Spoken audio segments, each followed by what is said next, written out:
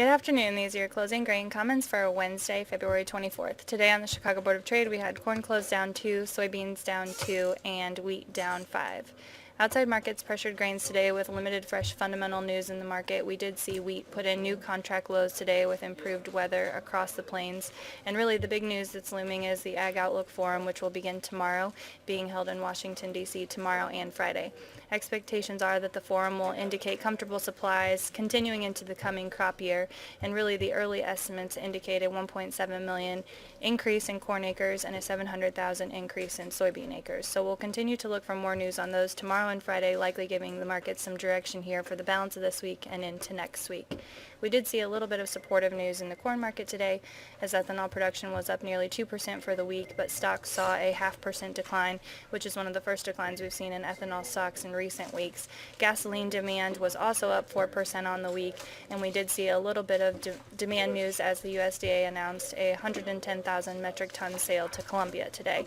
So that helped the corn market really limit the potential downside today as we're getting a little bit of fresh fundamental news in. Moving forward, would certainly watch 348 on the March contract. That's the contract low, which will certainly be a support level to watch for. And on the resistance side, looking up to the 20-day moving average at 365.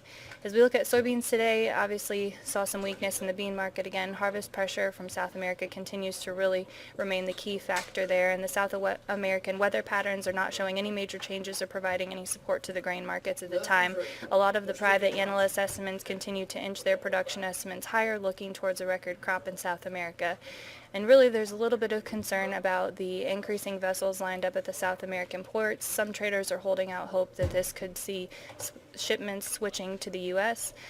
Really with the weather likely allowing for the shipping pace to improve in Brazil, we certainly could see that picking up as they move through those currently. There's a backlog of about 60-day wait times at the port, so that may be something that we'll certainly keep an eye to see if any of those shipments can switch to the U.S.